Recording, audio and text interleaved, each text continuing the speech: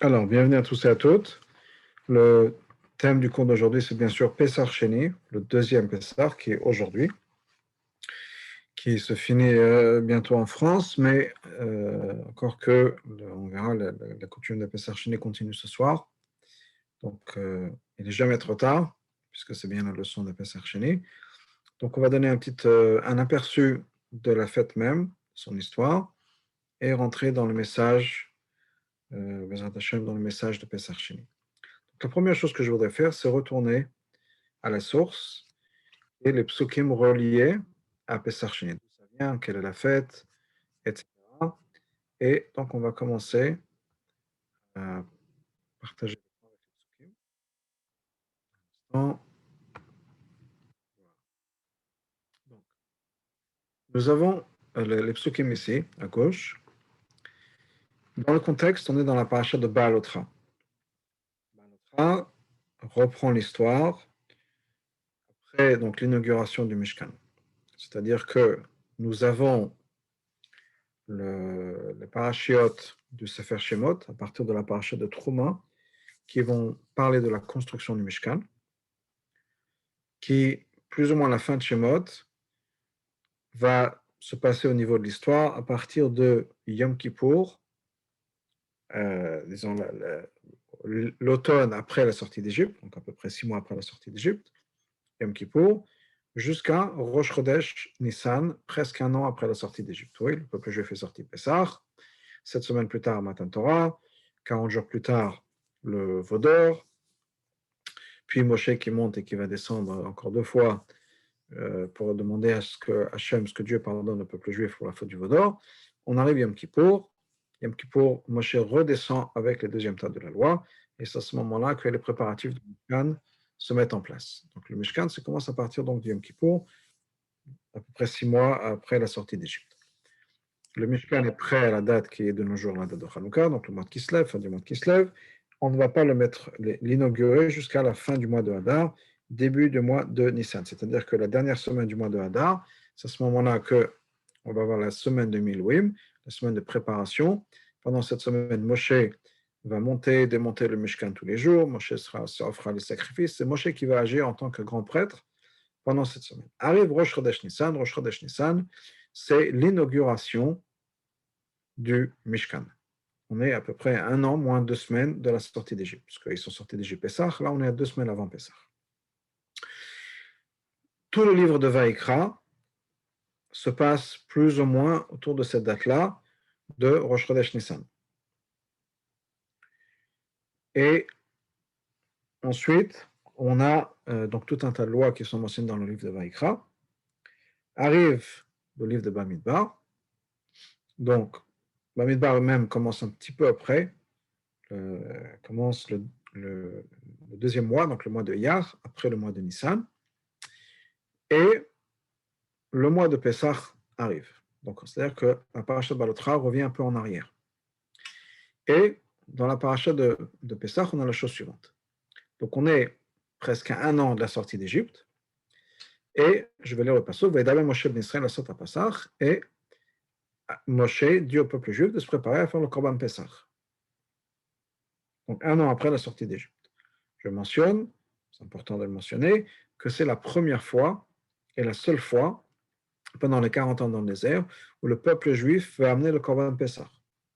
Puisque le Korban Pessah, à travers les générations, est uniquement en Israël. Donc il y a eu la première année en Égypte, ça c'était une fois, l'année de la sortie d'Égypte, mais théoriquement, après ça, ils n'avaient plus besoin d'amener le Korban Pessah, puisque le Korban Pessah doit être amené en Israël, et pas à l'extérieur d'Israël, ils ne sont pas encore en Israël. Donc le commandement était après la rentrée en Israël, donc 40 ans plus tard. Mais cette année-là, ils l'ont fait. Donc, le passage continue. Donc, le peuple juif a fait le Korban Pessah le 14 du mois du premier mois, qui est donc le mois de Nissan, Berabaim, dans l'après-midi, Bemidbar Sina, dans le désert du Sinaï, comme toutes les lois que Hachem a commandées Moshe, Ken Asub ben Israël, c'est ce que le peuple juif a fait. Donc, très bien, un an après la sortie d'Égypte, Korban Pessah. Et là, on rentre dans l'histoire de Pessah. Vahi anashim asher hayut mem le nefesh adam. Il y a eu des gens qui étaient impurs. Impurs pourquoi? À cause de nefesh adam, ils étaient en contact avec un être humain, c'est-à-dire un corps. Velo yachlu la'asot ha'pesach bayamahu. Ils ne pouvaient pas faire Pessah ce jour-là, puisqu'ils étaient impurs. Vayichrivu lefnei Moshe, ils sont approchés devant Moshe lefnei Aaron bayamahu ce jour-là. Donc, Erev Pessah, la veille de Pessah, le 14, ces gens-là arrivent voir Moshe en disant, qu'est-ce qu'on fait? Vayamu anashim, et ces gens-là ont dit, Aïma, ces gens-là. Et là, Moshe, Anachnu tmeim le nefesh adam, nous sommes impurs à cause d'un être humain, donc à cause d'être en contact avec un mort. Lama nigra, pourquoi est-ce que nous allons perdre? Pourquoi est-ce que nous allons manquer cette chance? Les vilti akrev et korban Hashem, de ne pas amener le sacrifice de Dieu, le mois d'un temps, betor ben Israël, parmi le peuple juif. Donc il y a un groupe de gens qui étaient impurs, qui viennent marcher en disant, c'est pas juste. Pourquoi est-ce qu'on n'aura pas la chance de faire la mitzvah parmi tout le peuple juif? Et ça, c'est déjà un enseignement très important, qui est qu'ils savaient très bien pourquoi ils ne pouvaient pas amener le Korban Pessah. Ils ne pouvaient pas amener le Korban Pessah parce qu'ils sont impurs. Donc quand ils disent Lama Nigra, pourquoi on ne peut pas le faire? Ils savent très bien pourquoi ils ne peuvent pas le faire. Ils le disent eux-mêmes, nous sommes impurs. Malgré tout, malgré qu'ils savaient très bien pourquoi ils ne pouvaient pas le faire, malgré qu'ils savaient très bien que c'était la halakha de ne pas le faire, ils ont dit c'est pas juste. Ils n'ont pas dit ah chouette, on n'a pas besoin de faire la queue dans le désert, amener le Korban Pessah, parce que n'oubliez pas, le Korban Pessah, ça doit être sacrifié par les Kohanim. Donc, il y a tout le peuple juif qui est là. Combien de Kohanim il y a? 3. Donc, ça va prendre du temps. OK? Et bien, ils n'ont pas dit ah non, on va faire la queue, c'était dans le bout, dans le bruit, dans le machin, un truc qu'on peut rester à la maison, tranquille. Non, ils ont dit non, c'est pas juste, on veut participer à la mitzvah. Donc, ils vont voir Moshe Aaron et il dit voilà, c'est pas juste. Et Moshe leur a dit Imdo, tenez-vous. Et je vais écouter ce que Hachem a à vous dire, ce que Hachem va vous commander. Donc ils viennent, ils se plaignent. Comment c'est pas juste qu'on puisse pas amener un sacrifice? On veut participer. J'ai dit ok, je comprends, c'est pas moi qui fais les décisions. Je demande au patron. Et Hachem a dit à Moshe, d'abord Ben Israël, parle au peuple juif, les mots en leur disant la chose suivante. Ish, chaque personne qui est amel nefesh, qui sera impur, ou bien qui sera loin, ou bien pour les générations d'après, donc lachem pour vous ou bien pour les générations d'après, Basa Pesach Lachem, il pourra faire le Pesach pour Dieu, Chodesh Hasheni, le deuxième mois, Barba Sayom, le 14 du deuxième mois, Ben Arbaim dans l'après-midi, Yasuto il le fera, Al Matzot il faudra le manger avec des matzot et le maror. Donc qu'est-ce que Hachem dit à Moshe? Voilà, le deuxième mois, c'est-à-dire le mois de Iyar, le 14 du mois de Iyar, les gens qui n'auront pas pu amener un korban, soit parce qu'ils étaient impurs, soit parce qu'ils étaient loin, ils pourront amener le korban Pessah, un deuxième korban Pessah, et le manger avec des matzot et manger avec du maror. On n'a pas le droit de le laisser de ce korban jusqu'au matin. On n'aura pas brisé les os dans ce korban Pessah, comme toutes les lois qui sont reliées au korban Pessah. Et ensuite, ça continue sur certaines lois de Pessah, qui, si une personne ne fait pas Korban Pessah, ni le premier ni le deuxième, il est chayav karet, etc. Okay? Donc, le résultat de cette histoire, ces gens-là sont impurs, ils vont voir Moshe, Aaron, en disant c'est pas juste, on veut participer. Moshe dit ok, écoutez, je vais demander à Hachem, il demande à Hachem, et Hachem nous donne une nouvelle mitzvah. Qui est la mitzvah de Pessah Sheni, de refaire le Korban Pessah un mois plus tard. Et de manger ça avec la matzah des marot, etc. Okay? Je m'arrêtais juste sur 2 points avant de rentrer dans l'histoire de Pessah Sheni. Il y a des gens qui étaient impurs. Et le commentaire se pose la question à savoir qui c'étaient ces gens-là et pourquoi est-ce qu'ils étaient impurs. On ne va pas faire toutes les réponses. On va amener une du Even Ezra et ensuite une autre réponse. Il y a des gens. Qui c'étaient ces gens et pourquoi est-ce qu'ils étaient impurs? Le Even Ezra nous donne une réponse très très simple. C'est impossible. Chez Machen Israël Gadol, qu'avec un peuple juif tellement grand, le camp était tellement grand, qu'il n'y ait pas de mort tous les jours. Donc le Bédin dit, c'était des choses de la vie normale, c'est-à-dire qu'il y avait des morts certainement, des gens qui devaient mourir à travers tout le peuple juif. Nous savons qu'il y avait 600 000 hommes entre 20 et 50. On peut imaginer qu'il y avait 600 000 femmes entre 20 et 50, disons, à peu près. Donc on est déjà 1,2 million. On a tous les gens en dessous de 20 ans, tous les gens au-dessus de 50 ans. On a certainement 2-3 millions de personnes. Donc on a pas mal de monde. Certainement, il va y avoir des gens qui vont mourir. Donc voilà, c'est les choses qui se passent de manière habituelle. Voilà l'explication de Veneza qui étaient ces gens-là. Okay. Une autre explication, on va avancer un petit peu dans les commentaires.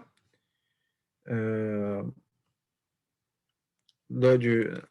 par le Bechor Shod au nom de Chazal, Mishaël et les Tzafan. C'était qui ces gens-là qui étaient impurs? C'était Mishaël et les Tzafan. Et Mishaël et les Tzafan, c'est qui? Mishaël et les Tzafan, c'est les gens à qui Moshe a demandé de sortir Nadav et Avihu du Mishkan.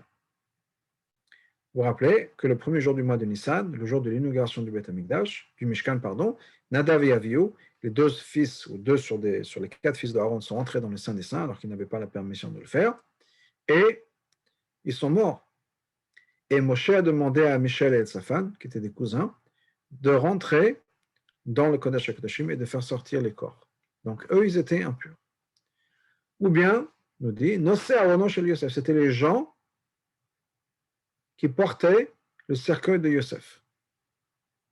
On se rappelle que avant que Yosef meure, il avait demandé à ses frères que le jour venu, quand on va sortir d'Égypte, qu'on prenne ses ossements avec eux.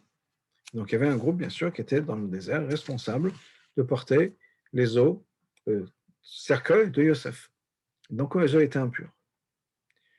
Ce n'était pas juste Yosef, même si le Bechor Shor ramène uniquement les os de Yosef, c'était Yosef et tous les Shvatim, comme Rashi nous le dit, c'était Yosef et tous les frères. Donc depuis Reuven, Shimon, Lévi, Yoda, etc. Donc il y avait 12 cercueils à porter, certainement 4, 5, 6 personnes pour chaque. Donc il y avait un certain groupe de gens qui étaient impurs. Okay? Ou bien, continue le Bechor, Adam Memetim, ou bien d'autres personnes qui étaient impures. Et qu'est-ce qui s'est passé? Le dernier jour d'impureté, c'était Erev Pessah. C'est d'ailleurs pour ça que c'est marqué dans le verset. On ne peut pas amener le Korban Pessah aujourd'hui. Mais il nous dit, si ça aurait été demain, on aurait pu le faire, parce que c'était notre dernier jour d'impureté. Donc il était vraiment très frustré en se disant, comment juste aujourd'hui, on ne peut pas amener le Korban Pessah. Avec quelques heures de plus, on aura pu. Et donc ils avaient demandé une certaine dérogation, qu'on amène le Korban Pessah en notre nom, et le soir, on pourra en participer et en manger. Alors, pourquoi je dis le soir? Je vous ai dit tout à l'heure que le Pessah, ça continue même après la nuit. N'oublions pas que quand on amène le premier Korban Pessah, c'est le 14, donc la veille de Pessah, et c'est le soir, au moment du Seder, qu'on va manger le Korban Pessah. Donc c'est la même chose avec le Korban de Pessah Sheni, où on amène le sacrifice le 14 dans l'après-midi, le 14 du mois de Iyar, et c'est le soir qu'on aurait fait ce Seder, où on va manger du Korban Pessah, avec, comme on l'avait dit tout à l'heure, matzot et mourim. Le matzah et donc le maror. Alors, pour récapituler un peu tout ce qu'on a appris, donc, Pesach Sheni, on a vu les psukim. À l'époque, c'est quelque chose qui a continué à l'époque du Beth Amikdash, donc ça a été fait dans le désert, cette année-là, et ça a été continué ensuite en Israël. Chaque année, jusqu'à la destruction du Beth Amikdash, quand il y avait Korban Pesach, il y avait Korban Pesach Sheni, un mois plus tard, pour les gens qui n'ont pas pu amener le premier Korban Pesach. D'ailleurs, ce n'est pas juste pour les gens qui n'ont pas pu amener le Korban Pesach, mais c'est des gens qui ne l'ont pas amené pour d'autres raisons. Par exemple, un enfant qui est devenu bar mitzvah après le premier Pesach, il pourrait aussi amener le Korban Pesach Sheni. Un converti qui s'est converti après le premier Pesach, arrive Pesach Sheni, il doit aussi amener un Pesach Sheni. Okay? Et donc, on mange le Korban Pesach avec de la matzah et les maror, les herbes amères. C'est tout. On ne fait rien d'autre. Il n'y a pas de charoset, il n'y a pas les 4 coupes de vin. La seule chose qu'on fait, c'est manger le Korban Pesach parce que c'est l'essentiel du Seder, l'essentiel de Korban Pesach. C'est manger ce Pesach-là, ce Korban Pesach, avec la matzah et le maror. Donc, rien d'autre. De nos jours, pour marquer le coup, on mange de la matzah. Alors, il y a plusieurs coutumes. Il y en a qui mangent la matzah le 14 pendant la journée, parce que c'est le jour où on met le Korban Pesach. Il y en a qui mangent la matzah à la fin de Pesach Sheni, la nuit, puisque c'est le moment où on mangeait la matzah du Korban Pesach avec le Korban Pesach. Et d'autres qui font les deux. Comme on essaie toujours d'être quitte des deux mitzvot, donc il y en a qui amenaient cette Korban Pesach, qui mangeaient la matzah, pardon, il y en a qui mangent, pas qui mangeaient, qui mangent de la matzah de nos jours, des coutumes, le rabbi l'a mentionné entre autres, qui est de manger la matzah pendant la journée de Pesach Sheni et de manger la matzah le soir après Pesach Sheni, qui est le soir du Seder pour ceux qui donc devaient manger le Korban Pesach. Okay. Donc c'est comme ça qu'on marque le coup de nos jours, sans Beth Amikdash, sans Korban Pesach, qui est en mangeant la matzah, et on ne dit pas de Tachanun non plus, les Tachanun ne sont pas dit aujourd'hui dans la journée. La grande leçon de Korban Pesach, de Pesach Sheni, qui est marquée dans Yom Yom par le Rabbi, au nom du Rabbi précédent, c'est que rien n'est trop tard. On peut toujours rattraper, on peut toujours corriger. Et ça, c'est la grande leçon de cette fête-là que Hachem nous a donnée. Non seulement ça, mais on va revenir sur ce thème qui est un thème très important et fondamental dans l'idée de Pesach Sheni, et qui, d'une certaine manière, symbolise un peu toute la Torah et tout ce qu'on est censé faire ici, c'est qu'il faut demander. C'est de quoi il faut demander. Alors pour nous, comment est-ce que cette mitzvah est venue? Cette mitzvah est venue parce qu'il y a ce groupe de gens qui n'ont pas baissé les bras, qui n'ont pas dit, c'est comme ça, on ne peut pas faire. La Torah ne nous permet pas, la halakha ne nous permet pas, c'est tout. Ils ne savent pas ce qui s'est passé. Ils savaient que la halakha ne le permettait pas. Ils ont été voir Moshe en demandant, on veut trouver une solution. La solution, ce n'est pas de se révolter, la solution, ce n'est pas de faire une manifestation. La solution, c'était de voir un Rav, de voir Moshe en disant, quelle est la solution qu'on peut trouver pour pouvoir participer à cette mitzvah. Moshe a dit, écoutez, je vais demander à Hachem, et c'est une mitzvah de plus qui est revenue. C'est-à-dire que grâce à leur demande, grâce au fait qu'ils n'ont pas dit, écoutez, c'est comme ça, grâce à ça, on a une nouvelle mitzvah. Et ce n'est pas juste une nouvelle mitzvah. Parce que chaque mitzvah qu'on a, ça fait partie d'un tout. Le Rambam, entre autres, nous dit c'est basé sur Chazal, le Rambam nous dit dans son introduction qu'il y a 248 mitzvot positives. C'est une mitzvah positive, des actions à faire. Nous avons 248 mitzvot à faire. Les téphilines, faire le kiddush Shabbat, manger de la matzah, etc., etc. Chaque mitzvah, nous dit le Rambam, correspond à une partie du corps. Ça veut dire que jusqu'au moment de Pesach Sheni, il y avait 247 mitzvot assez, 147 mitzvot actions à faire. Il y avait une partie du corps qui n'avait pas de mitzvah, si on peut dire, qui manquait cet élément spirituel. Mais grâce à Pesach Sheni, ce manque-là a été complété. Ce qui fait que Pesach Sheni, donc, ce n'est pas juste une mitzvah de plus, c'est quelque chose qui a complété l'être humain. Et donc la création. Donc Pesach Sheni, c'est quelque chose d'important, qui a un impact sur tous, qui a un impact sur tout le monde, qui est le fait qu'on devient maintenant complet avec cette mitzvah et le fait que ça nous donne un enseignement. Parce que chaque mitzvah a son enseignement particulier. Et encore une fois, l'enseignement, c'est qu'il faut absolument demander. Une des choses que le rabbi disait souvent de cette mitzvah-là, de Pesach Sheni, c'est quoi? C'est que quand on demande à vouloir faire les mitzvot, Hachem nous écoute. D'ailleurs, Rachid nous explique, et je vous ai dit tout à l'heure, que l'histoire de Pesach est écrite dans la paracha de Baalotra.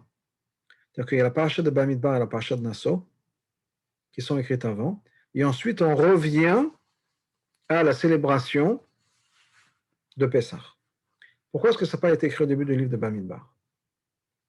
Puisque le livre de Bamidbar commence avec le conte du peuple juif qui a été fait dans le mois d'hier. Rachid nous dit parce que c'était un gnaï, c'était quelque chose d'embarrassant, de gênant pour le peuple juif. Et les commentaires posent la question, qu'est-ce qu'il y avait de gênant dans cette histoire? Le peuple juif avait fait le Korban Pessah, et il y a l'histoire des gens qui étaient impurs. Quelle est la chose qui est gênante, qui est un embarras pour le peuple juif? Et ce que le rabbi nous explique, c'est que ce qui était gênant, c'est qu'ils ont vu que quand on veut faire le Korban Pessah, on va voir Hachem en disant on veut faire le Korban Pessah, Hachem a dit d'accord, on trouve une solution. Et là, comme je vous l'ai dit tout à l'heure, ils n'étaient pas censés faire le Korban Pessah dans le désert, puisque c'est uniquement en Israël. Mais ils ne sont pas été voir Hachem en disant écoute, c'est vrai qu'on n'est pas censé faire le Korban Pessah dans le désert, mais on veut quand même. On veut trouver une solution, on veut pouvoir faire le Korban Pessah. Ils ne l'ont pas fait.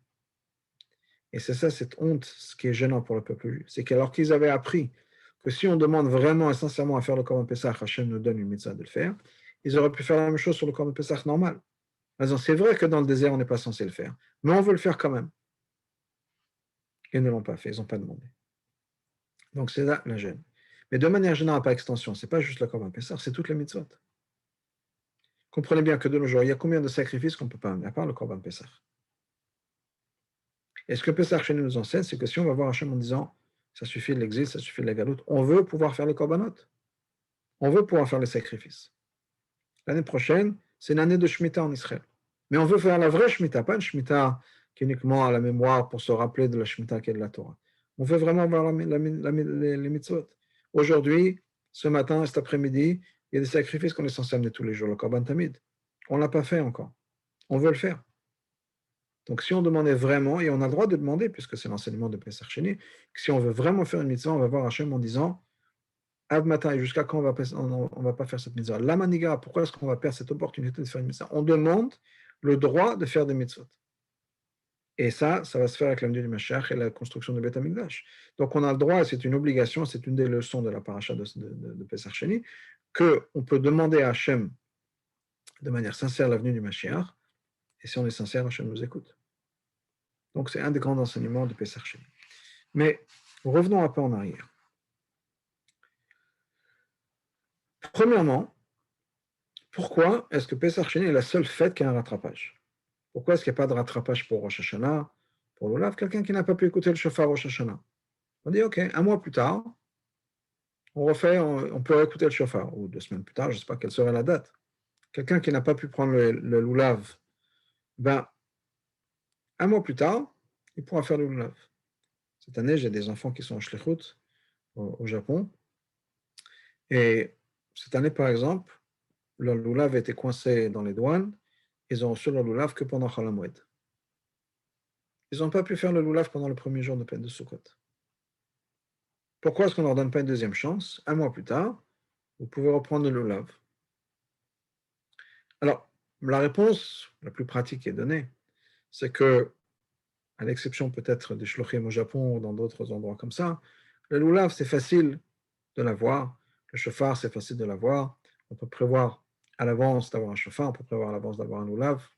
Peut-être la dassim ou la ravot, c'est un peu plus compliqué, mais ça peut se faire n'importe où.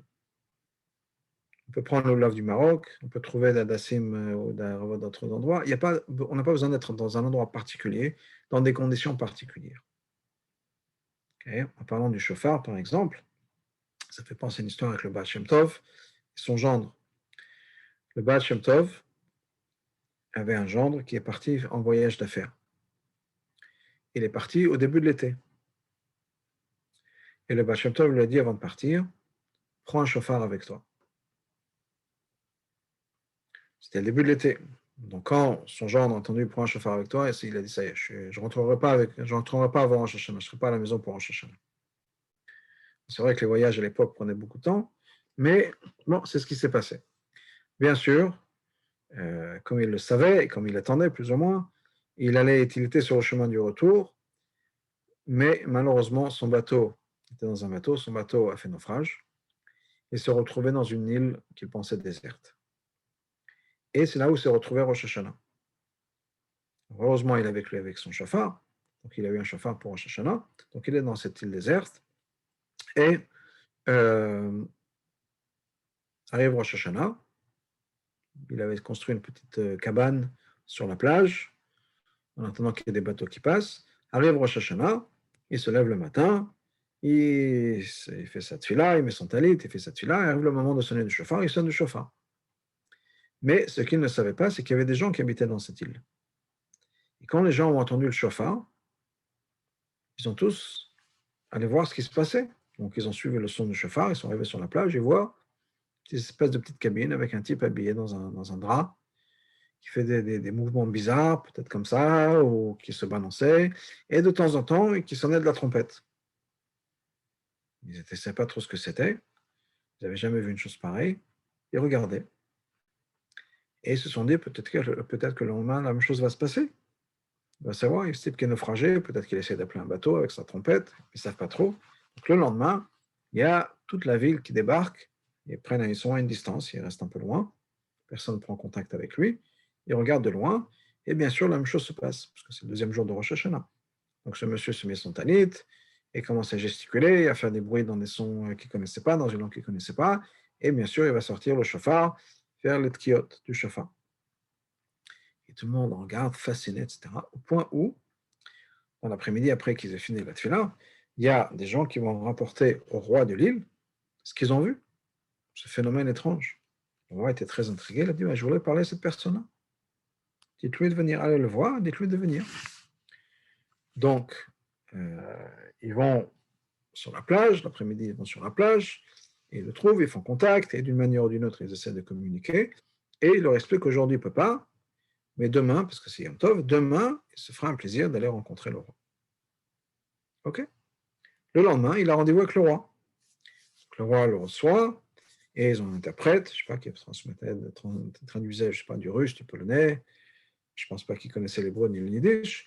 Et dès comment il trouve un moyen de communiquer, et le roi lui demande donc qui il était, qu'est-ce qu'il faisait, qu'est-ce que c'est que cette trompette, etc. Et il lui explique. Il explique qu'il est juif, il explique un peu les bases du judaïsme, il parle de la Torah, il parle de Hachem, un Dieu unique, il lui parle de Rosh Hashanah, qui est le jour de la création de l'univers. Donc on prie pour que Dieu continue à donner cette vitalité, cette énergie à l'univers, que l'année se passe bien, etc., etc. Et le roi est fasciné. Il est vraiment quelque chose de très intéressant. J'aimerais bien avoir des juifs, faire venir des juifs dans l'île. C'est très intéressant tout ce que tu me racontes.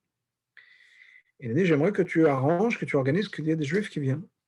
Et ce monsieur lui dit, vous savez, les juifs, on ne peut pas les convaincre comme ça, c'est pas facile. Et il n'y a pas une autorité centrale qui pourrait leur dire de venir, envoyer une délégation de juifs. Chacun fait ce qu'il veut, etc. Donc, il explique plus ou moins que ce n'est pas possible, qu'en tout cas, il n'a pas le pouvoir d'influencer qui que ce soit. Et voilà, bon, conversation amicale, cordiale, conversation se finit. Et le roi dit, ok, très bien, merci beaucoup en tout cas, voilà, etc. Si tu as besoin d'aide, quoi que ce soit. Et entre autres, il a dit, voilà, tu sais qu'une fois par semaine, tous les jeudis, il y a un bateau qui passe, on va faire en sorte que tu prennes le bateau pour que tu puisses rentrer chez toi. Très bien. Donc, après Rosh Hashanah, il retrouve, grâce à l'aide des indigènes de cette île, il se retrouve sur un bateau et il rentre chez lui et il arrive, après quelques semaines, à Mezibouj, de retour à la maison, de retour chez le Baal Shem Tov.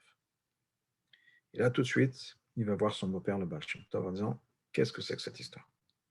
Et clairement, vous le saviez à l'avance, puisque vous m'avez déjà dit, au début de l'été, de prendre un chauffard. Donc, c'était déjà prévu que je passe Rosh Hashanah dans cette île. Mais qu'est-ce que c'est que cette histoire? Pourquoi est-ce qu'il fallait que j'aille dans cette île? Et qu'est-ce que je faisais là-bas, etc. Le Baal Shem Tov lui a dit la chose suivante, tu sais très bien que notre mission ici, sur Terre, et en particulier pendant les années d'exil, c'est d'élever les étincelles de sainteté qui ont été perdues, et là, qui sont maintenant à travers le monde. Donc notre mission, c'est d'aller à travers le monde et d'élever ces étincelles de sainteté.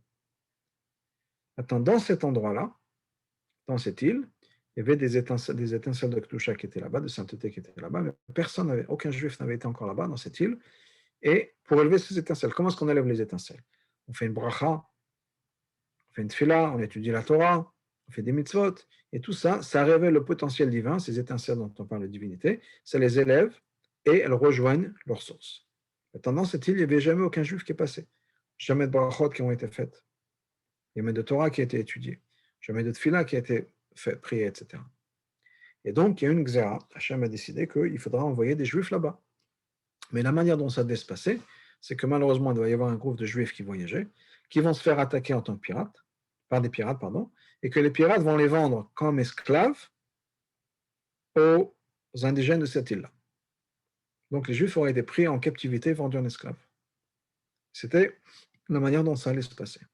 Mais Baruch Hashem, grâce à toute la kavana de ta tefila, grâce à la kavana dans ton étude de Torah, etc., le travail qui aurait dû être fait par ces quelques familles juives, donc une dizaine, une vingtaine, une trentaine de personnes, je ne sais pas, toi tout seul, tu as pu le faire. Et donc, Baruch Hashem, on n'a plus besoin d'envoyer qui que ce soit d'autre, pas besoin d'avoir des juifs qui vont souffrir, qui vont être vendus en tant qu'esclaves, etc. Le travail a été fait. Voilà. Donc ça, c'est juste pour vous dire qu'on peut prévoir des mois à l'avance un chauffard et être avec nous avec un chauffard, n'importe où. On peut se trouver dans une île déserte, on a ce chauffard, on peut sonner. Alors que la même chose donc pour le lave, etc. Alors que pour le Corban Pessah, c'est impossible. On ne peut pas se retrouver sur une île déserte et amener le sacrifice de Pessah. Parce que si on est loin du Beth Amikdash, on est loin de Jérusalem, il n'y a pas de sacrifice de Pessah. On peut avoir un agneau avec soi, on peut avoir un couteau avec soi, pas de sacrifice de Pessah possible. Parce qu'on n'est pas au Beth Amikdash. Et même si on est à Jérusalem, au Beth Amikdash, avec une personne est impure, par exemple, on ne peut pas amener le sacrifice de Pessah. Donc, au niveau le plus basique, la raison pour laquelle c'est le seul sacrifice la seule fête qui a un remplacement, c'est parce que c'est la plus facile à rater. Il faut être présent à Jérusalem et pur. Et ce qui n'est pas toujours le cas possible pour X raisons. Ça, c'est une chose au niveau de la halakha. Mais le Rabbi nous a dit quelque chose d'un peu plus profond. Pessah, c'est la naissance du peuple juif. Pessah, c'est le début de notre histoire. Si on n'est pas présent à notre naissance, il n'y a rien qui va se passer. On peut, pour une raison ou une autre, rater un rendez-vous. On peut rater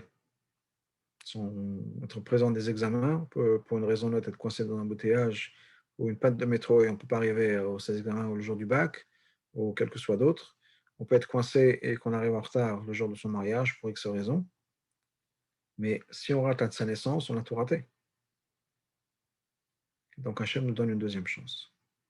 Être présent au point de départ, de recommencer le point de départ. Donc Pessah Sheni, c'est vraiment ce renouveau qui représente donc la naissance du peuple juif. Donc c'est vraiment un deuxième point de départ. Voilà ce que ça représente. Le point de départ de notre vie. Donc c'est vraiment un jour extraordinaire, un jour très spécial, un jour très profond, qui nous donne une deuxième chance à la vie. À la vie, pas juste effectivement la vie qu'on a vécue, mais recommencer ou être rené dans notre service avec Hachem. C'est une deuxième chance de repartir à zéro. Plus que Yom Kippour, plus que Rosh Hashanah. C'est vraiment repartir à zéro. Et ça, c'est donc l'idée de Pessah Sheni. C'est pour ça que c'est important Pessah Sheni, dans le sens où c'est vraiment quelque chose de fondamental dans notre histoire. Mais au-delà de ça, il faudrait expliquer aussi quelque chose d'autre. Une des lois de Pessah Sheni, c'est important parce que ça va entrer dans un contexte de tout ce que Pessah Sheni représente. Une des lois reliées à Pessah Sheni, et vous l'avez très bien vécu, c'est qu'on a le droit d'avoir du Hametz. Personne ne vous a dit qu'aujourd'hui, on mange de la matzah, mais attention, il faut éliminer tout le Hametz de la maison. Non.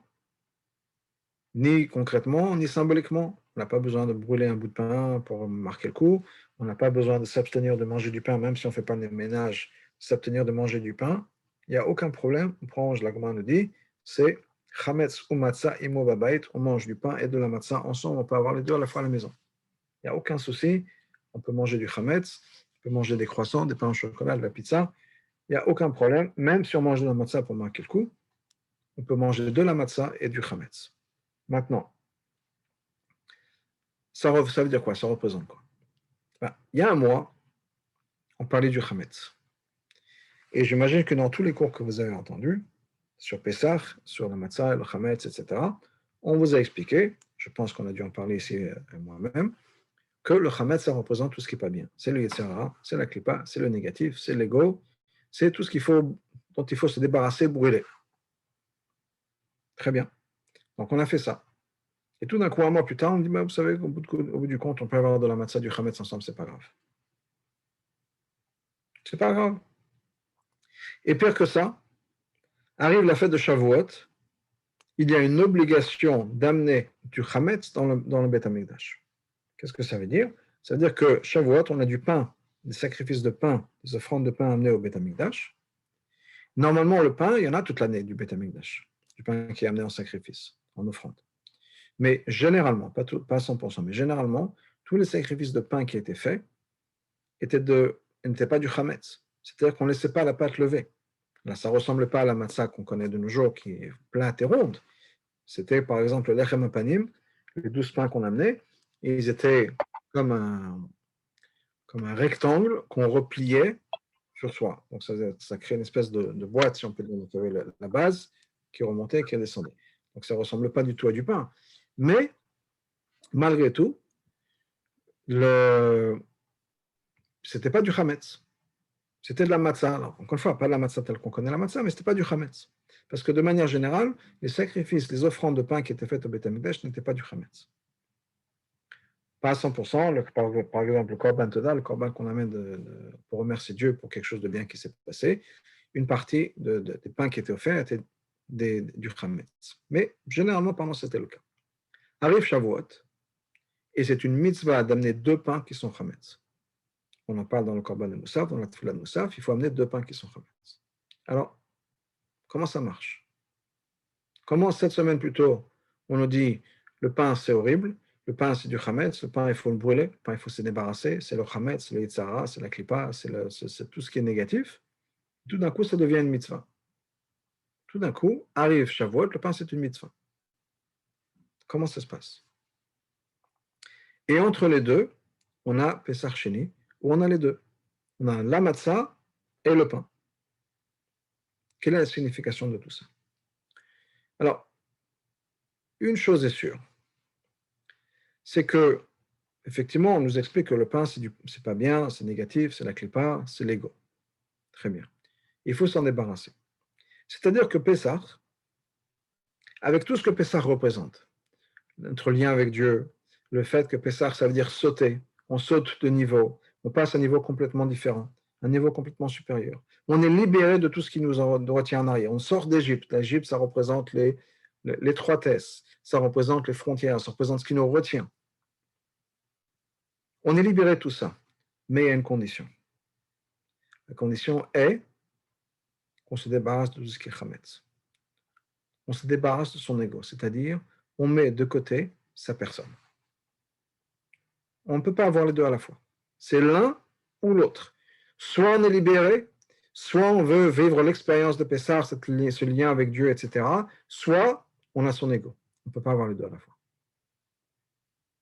Donc Pessah marche, Pessah nous libère, à condition qu'on fasse un effort, à condition qu'on coupe une partie de nous-mêmes ou qu'on ignore une partie de nous-mêmes, qui est notre identité.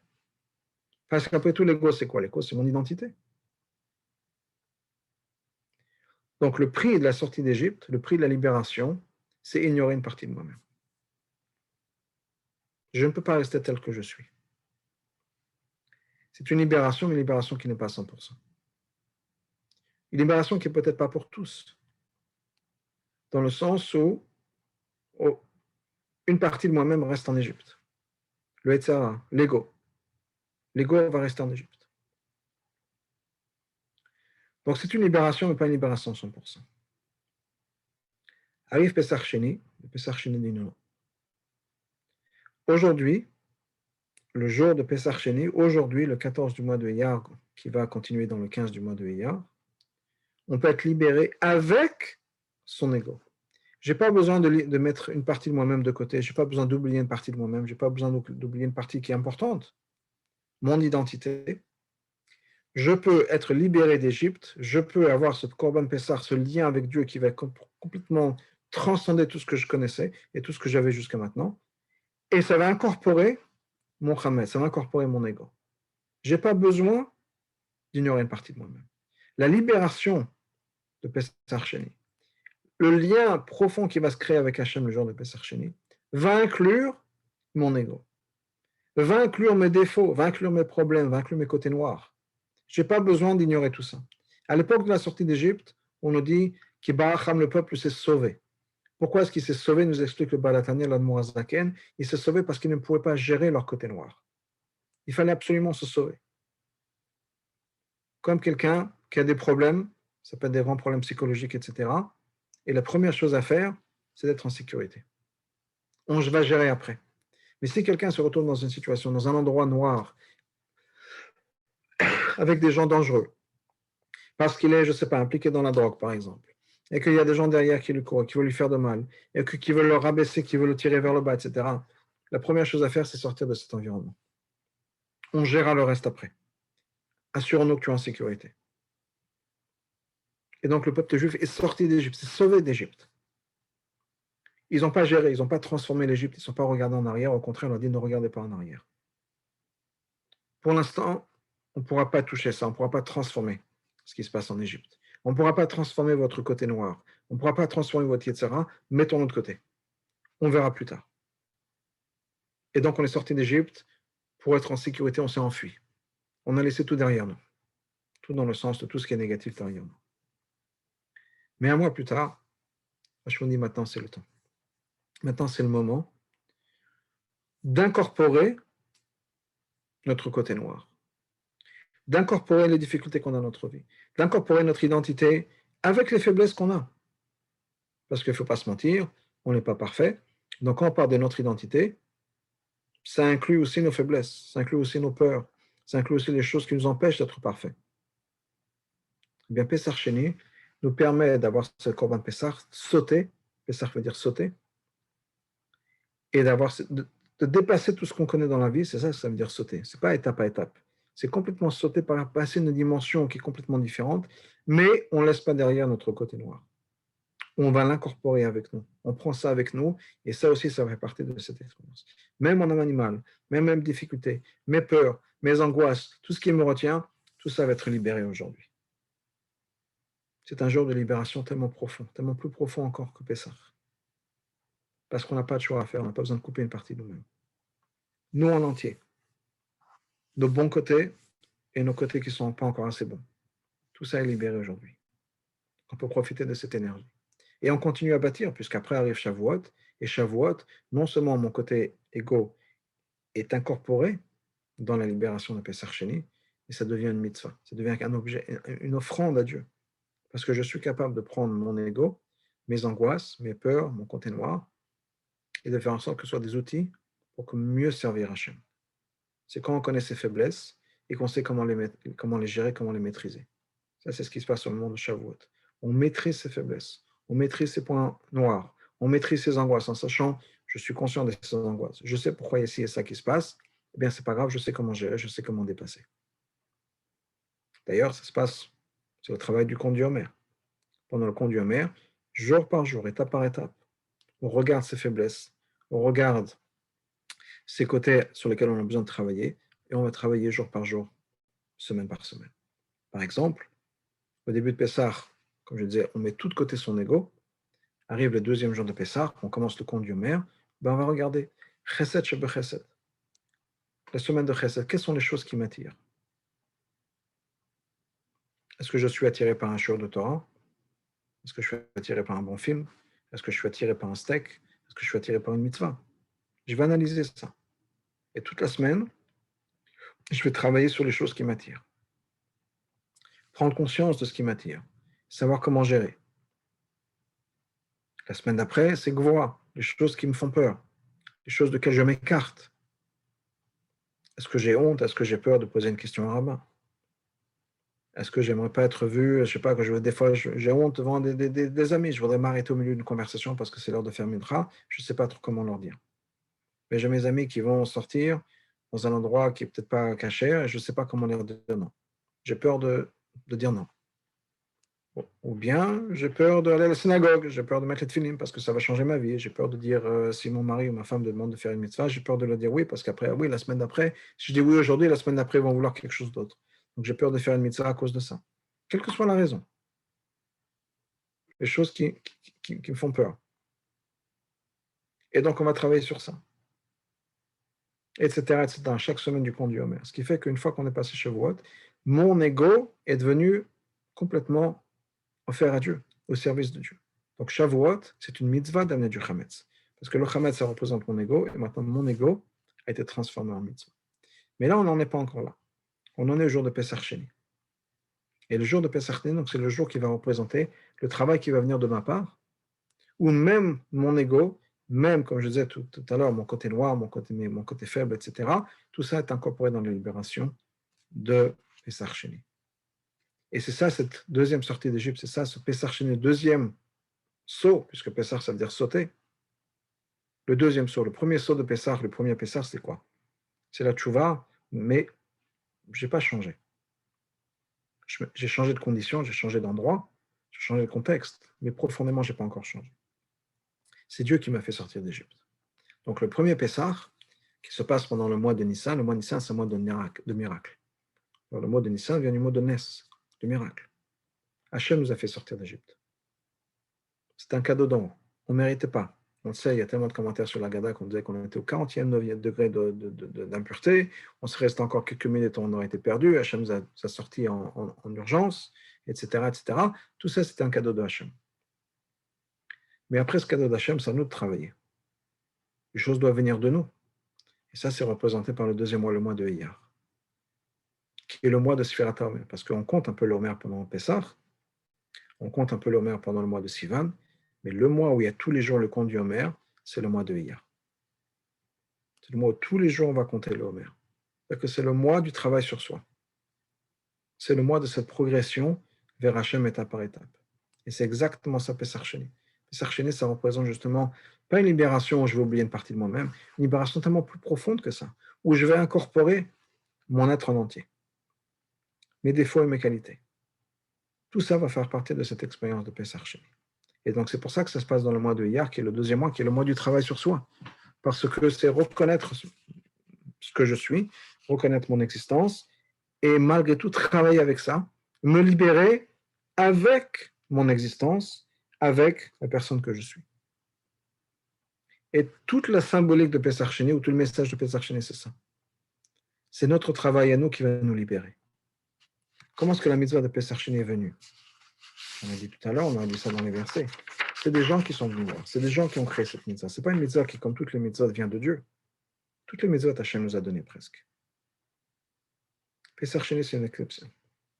Pessah Sheni, c'est une mitzvah qui est venue par une intervention humaine. Ce sont des êtres humains qui ont été voir Hachem en disant c'est pas juste. On veut une mitzvah. Hachem nous a écoutés. D'habitude, notre relation avec Hachem, qui a la main dessus, si on peut dire, et qui reçoit, qui est le mashpia, qui est le makabel, qui donne et qui reçoit, qui est le patron et qui est le servant, le serviteur. C'est Hachem le patron, et nous on écoute, on exécute. Hachem dit mettre les tefilin, on dit ok, on met les tefilin, faire Shabbat, manger kasher, on mange kasher, et c'est Hachem qui nous dit quoi faire. Là, dans cette mitzvah exceptionnelle, Pessah Sheni, c'est nous qui avons dit à Hachem quoi faire.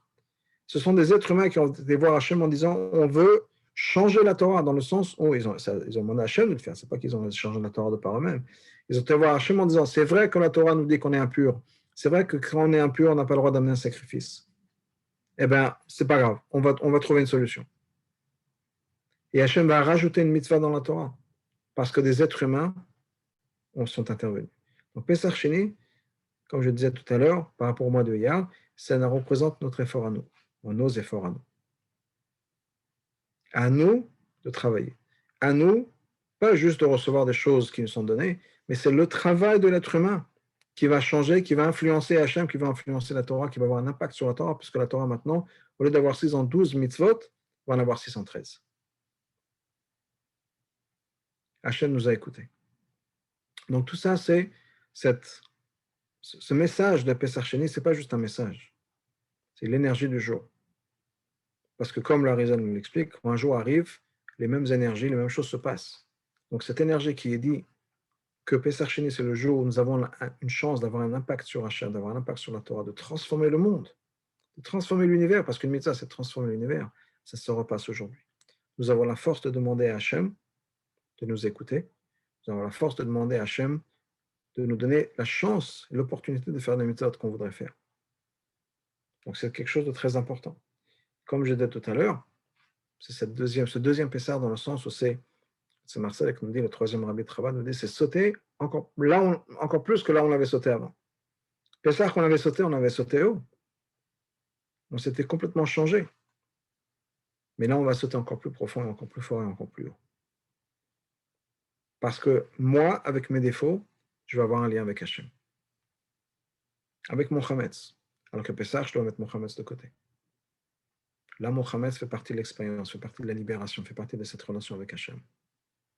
Il faut que je travaille. Donc Hachem nous donne cette aide, à nous d'en profiter, de profiter de cette énergie, mais il faut demander, il faut que ce soit important pour nous, parce que si ce n'est pas important, on ne va pas demander. Il faut que ce soit important pour nous. Et quand c'est important, on demande. Si ce n'est pas important, on laisse aller. Donc profitons de cette énergie, ça continue encore ce soir, pour demander à Hachem tout ce dont on a besoin, bien sûr, que des brachot, mais aussi que Hachem nous sort de cette galoute. On a travaillé long et dur pendant cette galoute pour faire venir Mashiach. Ce n'est pas le cadeau comme c'était à la sortie d'Égypte. 3000 ans plus tard, on a souffert, on a sacrifié beaucoup de gens, trop de gens, pour la Torah, pour les mitzvot, etc. on mérite certainement. Donc, on demande à Hachem aujourd'hui de nous envoyer Mashiach, de nous amener la Géoula, et que certainement, ça va se faire très, très, très rapidement. Voilà. S'il y a des questions. Non, pas de questions. OK. Alors, la prochaine fois, Bezrat Hachem. Au revoir, bonne soirée.